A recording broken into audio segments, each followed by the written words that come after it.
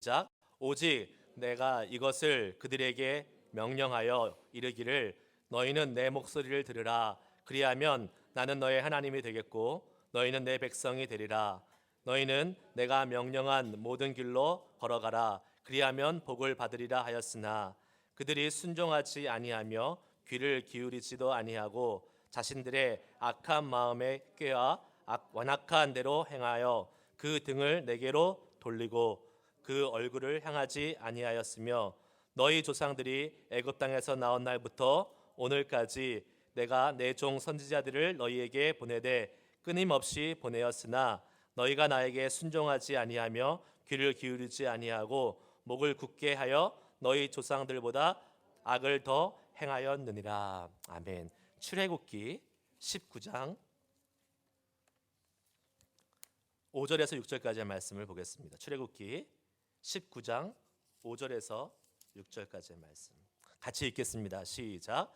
세계가 다 내게 속하였나니 너희가 내 말을 잘 듣고 내 언약을 지키면 너희는 모든 민족 중에서 내 소유가 되겠고 너희가 내게 대하여 제사장 나라가 되며 거룩한 백성이 되리라. 너는 이 말을 이스라엘 자손에게 전할지니라. 아멘. 아멘. 할렐루야. 예배 오신 여러분들 환영합니다. 축복합니다. 네, 좀 더우시죠? 네, 더우세요? 괜찮으세요? 네, 우리 찬양 인도하는 태주 형제가 이마에 땀이 삐질삐질 계속 나는데 에어컨을 틀어야 되나 말아야 되나 고민이 됐습니다. 왜 고민이 됐냐면 우리가 3월 달에 창립 예배할 때 에어컨을 오래간만에 틀었잖아요. 오래간만에 틀었더니 화재 경보가 울렸었어요. 네, 그래가지고 밖에 다 나갔었잖아요. 그래서 지금 한 2개월 정도 안 틀었는데 지금 틀려서 혹시나 화재 경보가 울려서 또 나가느니 그냥 땀을 조금 흘리는 게 낫겠다라는 생각이 들었습니다. 그리고 오늘 집에 가기 전에 한번 에어컨을 틀어놓고 한번 가보도록 하겠습니다. 네, 다음 주도 되게 덥다고 하는데 더우신 분들은 자켓 좀 벗으시고 네, 이제 좀 릴렉스 하시면서 말씀 들으시면 또 더위가 좀 가실 수 있을 거라고 생각이 됩니다. 그래도 우리 캘리포니아 살잖아요. 얼마나 좋아요. 그늘에만 딱 들어오면 시원하고 하나님 주신 좋은 날씨 속에서 예배할 수 있어서 감사합니다. 하나님을 찬양합니다. 오늘 저희 교회 처음 오신 분들 몇 분 계신 것 같아요. 잘 오셨고요. 하나님의 가족, 하나님의 집에 오셔서 함께 예배하고 주님의 자녀가 되신 여러분들을 정말로 축복하면서 오늘 이 예배를 통해서 크신 주님의 사랑을 느끼실 수 있기를 간절히 축복합니다. 아멘, 아멘.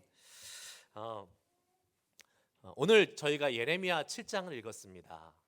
너희가 내 말을 잘 듣고 나의 명령을 잘 지키면 너희가 내가 너희의 하나님이 되겠고 너희 내 백성이 되겠다라는 이 출애굽기 19장의 말씀을 지금 예레미야가 인용하면서 너희가 이러한 관계였는데 왜 이 하나님의 말을 듣지 않느냐라는 안타까운 심정으로 이야기하는 이 예레미야 선지자의 말씀을 우리가 본문을 읽었는데 제가 출애굽기 19장을 같이 읽었던 이유는 오늘은 이 예레미야 본문보다 출애굽기 19장 원래 하나님이 이 이스라엘 백성들에게 기대하셨고 소망하셨던 그 마음이 무엇일까라는 것을 제대로 한번 기억해 보고 우리는 어떠한 인생을 살아야지만이 하나님이 우리를 위해서 디자인하신 그 정말 축복된 인생, 거룩한 인생으로 갈 수 있을지에 대해서 함께 말씀을 나눠보려고 합니다. 여러분, 우리가 사는 인생은 어떻게 보면 반복의 연속이라고 볼 수 있습니다. 자고 일어나고 아침 먹고 일하러 가고 점심 먹고 또 일하고 저녁 먹고 조금 쉬다가 자고 그 다음날 또 일어나고 이러한 인생의 반복이 일상의 반복이 우리의 인생이라고 이야기할 수 있겠습니다. 그러다가 크리스찬들은 주일 나와서 또 예배 한번 드리고 또 월요일날 가면 또 반복되는 이 일상 속에서 어쩌면 우리 일상이 너무 무료하지 않나, 너무 지루하지 않나 라는 생각을 할 때가 있습니다. 아무리 좋은 것이라도 반복되면 질릴 수 있잖아요. 제가 한 몇 년 전에 이 맛있는 음식을 발견했습니다. 건강식의 음식. 요새 건강한 음식 많이 찾잖아요. 그래서 이 주변에 있는데 누가 소개해 주셔서 그 지중해 음식, 미디테리안 푸드라고 해서 이렇게 피라 빵하고 그 다음에 팔라펠. 혹시 저만 먹고 다닙니까? 여러분들은 뭐 항상 제가 얘기하면 처음 듣는 것처럼 이렇게 얘기하시는데 모시고 가겠습니다. 모르시는 분들은. 그래서 터키나 이스라엘에서 이렇게 먹는 그런 음식, 그리고 야채를 막 찹해가지고 약간의 그 양념을 해서 이렇게 먹는 그 음식에 꽂혔어요. 그래가지고 자주 먹으러 갔습니다. 자주 먹으러 가도 뭐 집 옆에 있는 게 아니니까 가끔 뭐 일주일이나 2주에 한 번씩 가서 먹는 거예요. 너무 좋더라고요. 그런데 2년 전에 제가 이스라엘 성지 순례를 갔다는 거 아니겠습니까? 그런데 그 음식이 아침 저녁 계속 나오는 거예요. 똑같이 나오는 거예요. 너무 좋아했는데 한 며칠은 너무 맛있게 먹다가 한 2주 정도 있었는데요. 한 3, 4일 지나니까 쳐다보기도 싫은 거예요. 그리고 여기 돌아와서 거기를 갈 이유가 없습니다. 예, 질려버리는 거예요. 아무리 좋은 것이라도 반복하면 질리기 마련이잖아요. 근데 특별히 뭐 우리 일상에서 뭐 대단한 일이 있습니까? 뭐 좋은 거 있습니까? 맨날 사는 게 똑같은데 그러한 반복되는 우리의 일상 속에서 우리는 어쩔 때는 허무하다, 무기력하다, 지루하다라는 생각을 하면서 살기가 참 쉬운 것 같습니다. 그런데 여러분, 이 사람이 무기력해지고 지치는 것은 단순히 반복되는 일상의 반복의 문제만은 아닌 것입니다. 그 반복되는 그 사실 자체만 있기 때문에 그런 것은 아니에요. 왜 그런지 아십니까?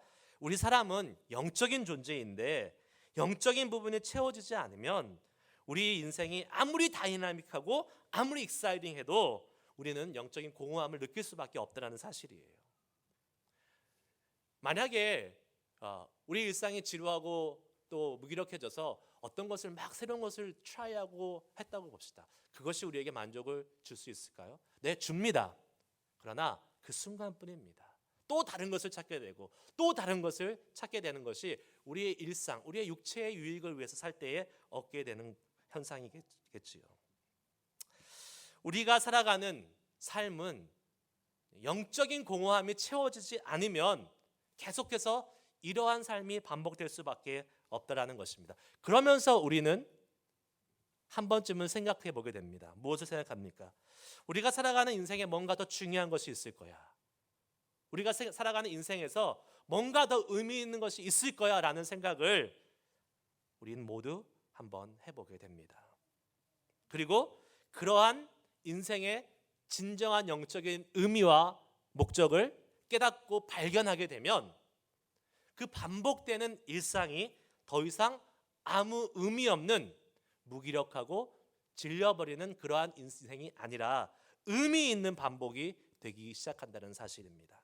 마치 운동 경기를 하는 선수들이 매일같이 똑같은 훈련을 하지만 그것이 의미 없는 반복이 아니라 경기에 나가서 승리하기 위한 좋은 준비가 되는 것처럼 우리의 반복되는 일상이 인생의 의미와 목적을 찾게 되면 그 다음부터는 그 반복되는 일상을 통해서 하나님의 뜻을 발견하고 우리의 인생의 의미를 찾아가기 시작한다는 사실입니다. 이 주변에 아키아라는 가구 회사 있지 않습니까? 여러분들 많이 아실 거예요. 아키아라는 가구 회사. 젊은 사람들은 가서 싸니까 가구들 많이 사잖아요. 조립식 가구를 파는 겁니다. 완성된 가구를 파는 게 아니라 조립식 가구를 파는 거예요. 그래서 이 조립식 가구를 파는 이 아키아라는 가구점에 가면 몇 가지 주의해야 될 사항이 있습니다. 하나는, 첫 번째는 쇼룸에는 멋있게 전시되어 있는데 집에 가지고 오면 되게 초라해 보입니다. 그렇죠. 거기에 다른 가구들과 같이 이렇게 쫙 진열되어 있으면 너무 괜찮아 보이는데 집에 가져오면 그거 하나만 달랑 가져와서 딱 만들어 놓으면 너무 초라해 보여요. 그리고 두 번째는 조립해야 되잖아요. 열심히 조립해야 되니까 조립하다가 이 화병이 생길 수가 있습니다. 인내심 테스트하는 것도 아니고 그러다가 막 부부싸움도 하고 막 그렇습니다. 열심히 남편은 만들었는데 만들고 나면 또 삐걱삐걱대면 아내는 그것밖에 못 만드냐고 막 이렇게 얘기하고 그러는 경우도 있습니다. 그런데 무엇보다도 중요한 게 한 가지 있습니다. 그것은 뭐냐면 절대로 매뉴얼대로 거기 나와 있는 설명서대로 차근차근 스텝 바이 스텝으로 만들어야지만이 제대로 된 가구가 정확하게 만들어진다는 사실이에요. 아키아 가구를 만들어 보신 분은 아시겠지만 글씨가 없습니다. 다 그림입니다. 그리고 때로는 아주 간단한 가구들도 있어요. 그래서 뭐 이거 치워버리고 내가 마음대로 막 만들려고 하는 사람들이 있어요. 저도 많이 만들어 봤거든요. 그러면 이렇게 만들고 나면 맨 마지막에 꼭 뭐가 하나 남아요. 그럼 어떻게 해야 됩니까? 다 풀러야 돼요. 다 풀러가지고 처음부터 만들어야 됩니다. 매뉴얼대로 설명서대로 잘 해야지만이 시간 낭비 안 하고 제대로 된 튼튼한 가구를 만들 수 있는 것이 이 아키아 가구의 특징입니다. 근데 우리 인생도 저는 마찬가지라고 생각을 합니다. 우리 인생이 절대로 우연이 아니라는 거예요. 우연이면 그냥 막 살면 됩니다. 살고 싶은 대로 막 살면 돼요. 그러나 우리의 인생은 어쩌다 보니까 살게 된 우연의 삶이 아니라 성경은 분명히 우리에게 얘기하기를 우리의 인생을 이 세상이 만들어지기 전부터 하나님께서 계획하시고 선택하셨다라고 말씀하고 있습니다. 믿으십니까? 세상이 만들어지기 전부터 우리가 어머니의 뱃속에 들어가기 전부터 하나님은 우리 모든 인생을 선택하시고 계획하고 계시다라고 말씀하고 있다는 사실입니다. 어떤 사람은 이렇게 생각해요. 우리 엄마 아빠가 아무 계획 없이 저는 사고로 만들어졌어요. 이렇게 말씀하는 분도 있어요. 근데 아닙니다. 비록 사람은 사고로 만들 수 있을지 몰라도 하나님은 분명히 말씀하시기를 이 세상에 어떠한 한 사람도 우연히 존재하는 것이 아니라 하나님의 특별하신 계획 가운데 보내졌고 살아가고 있다고 말씀하고 있습니다. 에베소서 1장 14절 말씀을 한번 같이 보시겠습니다. 에베소서 1장 14절 같이 한번 읽을까요? 나오면 안 나오네요. 제가 읽겠습니다. 시작. 곧 창세전에 그리스도 안에서 우리를 택하사 우리로 사랑 안에서 그 앞에 거룩하고 흠이 없게 하시려고. 또 예레미야 1장 5절 말씀도 한번 보겠습니다. 다 같이 시작. 내가 너를 모태에 짓기 전에 너를 알았고 내가 배에서 나오기 전에 너를 성별하였고 너를 여러 나라의 선지자로 세웠노라 하시기로. 아멘. 창세 전에 그리스도 안에서 우리를 택하셨다고 말씀하셨고 또 예레미야는 내가 어미의 뱃속에 있기 전에 너를 알았다라고 하나님이 말씀하고 계십니다. 이것은 우리 모두에게 적용되는 하나님의 말씀입니다.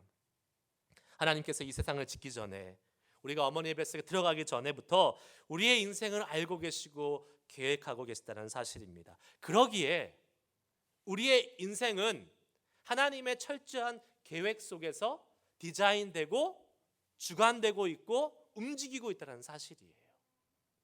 그러면 우리는 어떻게 해야 됩니까? 그 하나님의 인생의 계획을 정확히 알고 정확히 인생의 매뉴얼을 잘 숙지하면서 잘 매뉴얼을 따라서 사는 인생이 아키아에서 마지막에 완성된 튼튼한 제품이 만들어지는 것처럼 우리의 인생도 그러한 튼튼하고 견고하고 하나님이 원하시는 제대로 된 완성품으로 만들어질 수 있다는 사실입니다. 그 인생의 매뉴얼이 적힌 것이 바로 하나님의 말씀, 하나님의 성경인 것입니다. 오늘은 이 성경에서 특별히 이스라엘 백성들을 부르셔서 하나님의 백성으로 만드시는 그 하나님의 인생의 목적을 통해서 우리를 향하신 인생의 목적은 무엇인지를 한번 비춰볼 수 있기를 원합니다. 출애굽기 19장 말씀 우리 아까 읽었지요. 한 번만 더 읽어보도록 하겠습니다. 다 같이 읽어보도록 하겠습니다. 출애굽기 19장 5절에서 6절까지의 말씀입니다. 한 번 더 읽겠습니다. 시작. 세계가 다 내게 속하였나니 너희가 내 말을 잘 듣고 내 언약을 지키면 너희는 모든 민족 중에서 내 소유가 되겠고 너희가 내게 대하여 제사장 나라가 되며 거룩한 백성이 되리라. 너는 이 말을 이스라엘 자손에게 전할지니라. 아멘. 하나님이 이스라엘 백성에게 너희 민족의 인생이 어떠한 인생이 되어야 되느냐라고 말씀하실 때 세 가지로 말씀하셨습니다. 간단히 제가 설명해 드릴게요. 첫 번째는 내 소유가 되겠다라고 말씀하셨어요. 하나님의 소유가 되겠다. 소유가 된다는 말이, 소유라는 말 때문에 조금 어감이 불편하신 분도 있을 겁니다. 어떤 사람의 소유, 구속되고 갇히고 제한된다라고 생각하시는 분도 있을 거예요. 그런데 여기서 소유는 그 뜻이 아닙니다.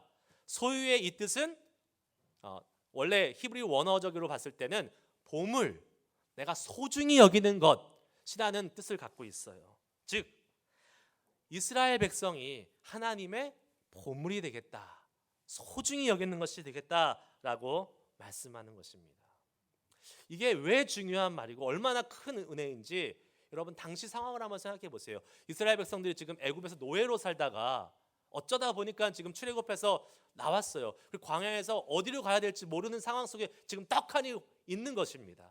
그런데 하나님께서 내가 너를 택해서 너를 소중히 여기는 보물로 삼겠다라고 말씀하고 약속하고 계시는 것입니다. 이거야말로 놀라운 은혜고 축복인 줄 믿습니다. 누군가에게 소중한 존재가 된다는 것, 누군가에게 보물과 같은 존재가 된다는 것은 얼마나 큰 축복인지 모릅니다. 거꾸로 한번 바꿔놓고 생각해 보세요. 여러분이 소중히 여기시는 분, 결혼하신 분들은 아내, 남편이 될 수 있겠죠. 그렇다고 좀 고개도 끄덕여 주시고 반응을 좀 해주시기 바랍니다. 아니에요? 맞아요. 자녀가 있으신 분들은 내 자식들 정말 소중하잖아요. 여러분이 소중한 사람들을 위해서 어떻게 하십니까? 다 해주고 싶잖아요. 모든 걸 다 해주려고 하잖아요. 물론 해줄 능력이 없어서 못해서 미안한 거지. 사랑하는 자녀를 위해서, 아니면 배우자를 위해서, 아니면 부모님을 위해서 우리는 모든 것을 해주고 싶어하는 마음이 있습니다. 하나님이 우리를 위해서 그러한 마음으로 우리를 소중히 여긴다는 사실이에요. 하나님께서 모든 것을 행하실 수 있고 모든 것을 베푸실 수 있는 전능하신 분인데, 그 전능하신 그 하나님의 소유가 된다는 것은 그 모든 것을 베푸실 수 있는 하나님의 것을 누릴 수 있는 사람이 된다는 거예요. 얼마나 큰 축복이에요. 그 축복이 지금 이스라엘 백성들에게 주어졌고 우리에게 또한 주어졌다는 사실입니다. 두 번째는 이스라엘 민족을 제사장 나라 삼겠다라고 말씀하세요. 제사장 나라. 구약 시대의 제사장의 역할은 무엇입니까? 하나님과 백성들 사이에서 중재, 같이 함께 중간에서 중재하는 역할을 했어요. 히브리 말로 코헨이란 말을 씁니다.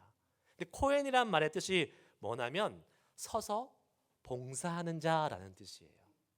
즉 무엇이냐면 제사장은 서서 봉사하는 역할을 감당하는 사람입니다. 서서 봉사하면 어떨까요?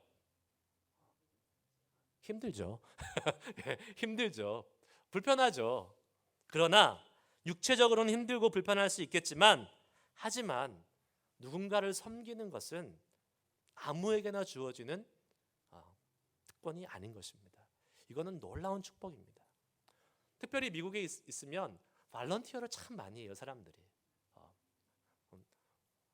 때로는 그 발런티어가 맨데터리로 바뀌어서 문제지만 발런티어를 참 많이 하면서 정말 다른 사람을 섬기는 기쁨을 많이 누리는 사람들을 보게 됩니다.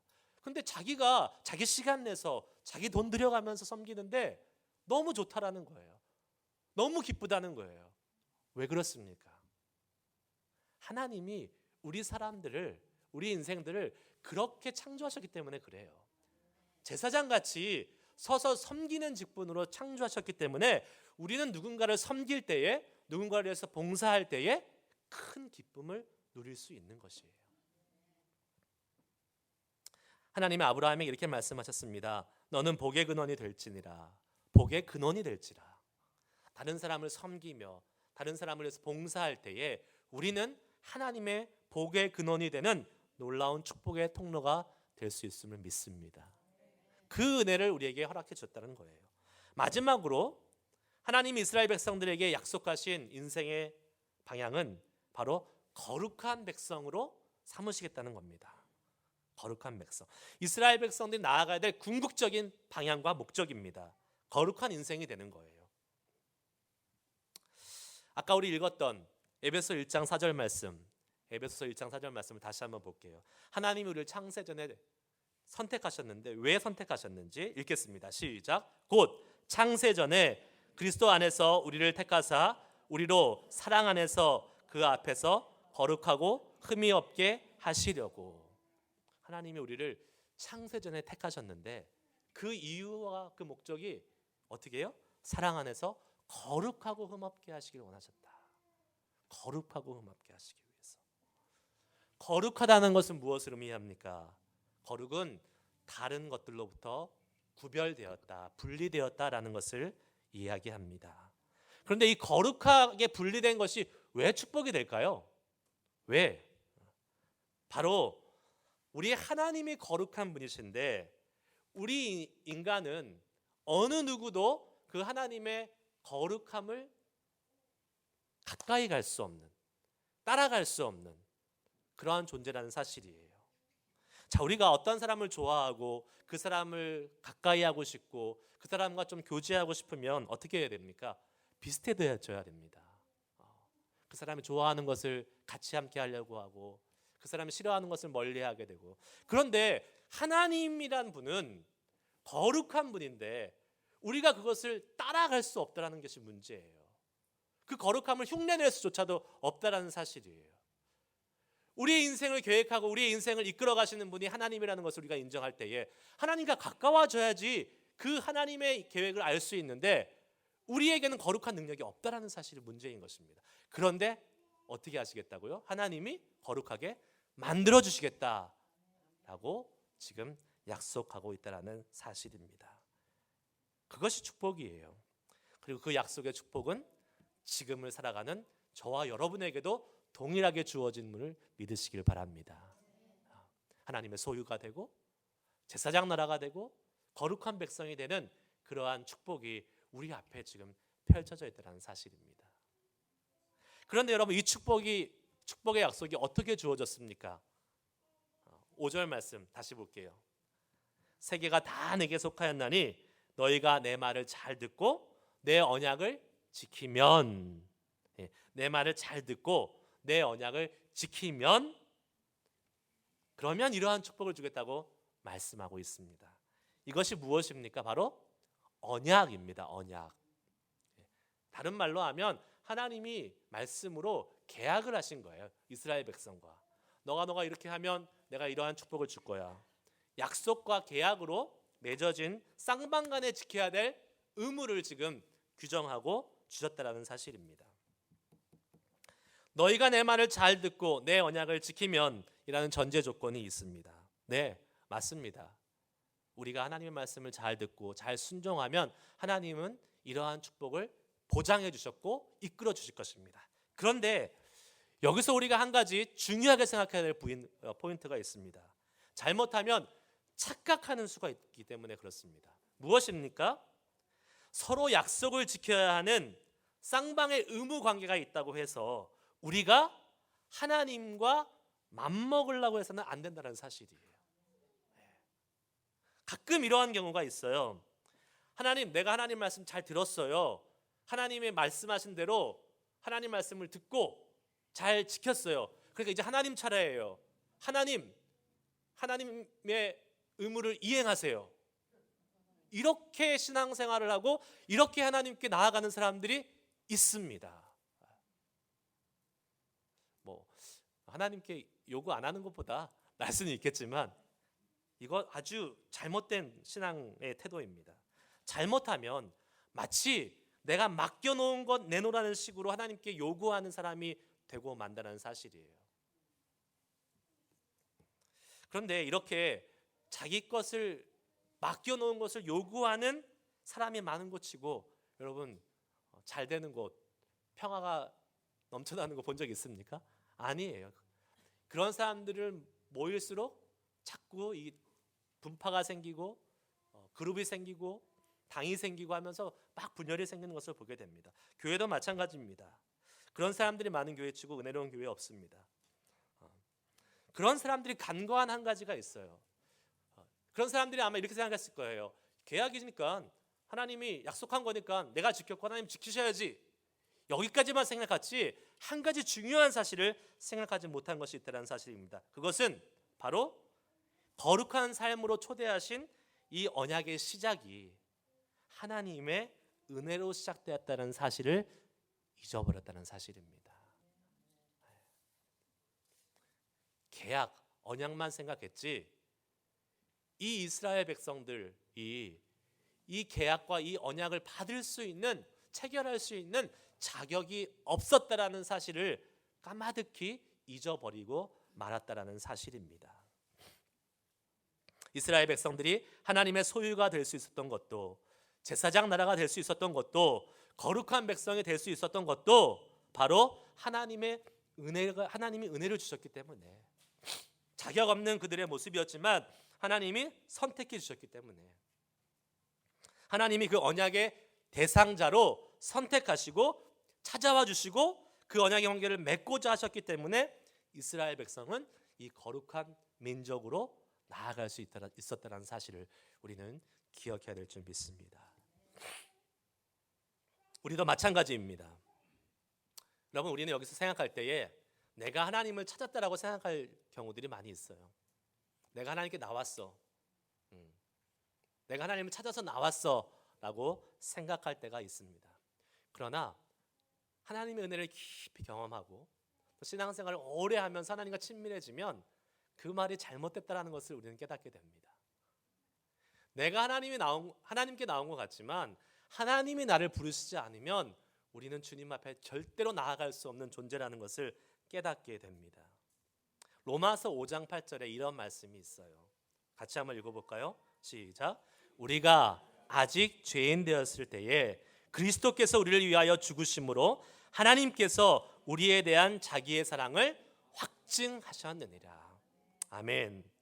우리가 하나님을 알기 전에, 우리가 하나님 앞에 나오기 전에, 우리가 하나님께 회개하기 전에, 우리가 하나님 앞에 헌신하기 전에, 즉 우리가 아직 죄인 되었을 때에 하나님은 그리스도를 십자가에 죽게 하심으로 어떻게 하셨다고요? 우리에 대한 사랑을 확실히 증명해 주셨다라고 성경은 분명히 말씀하고 있습니다.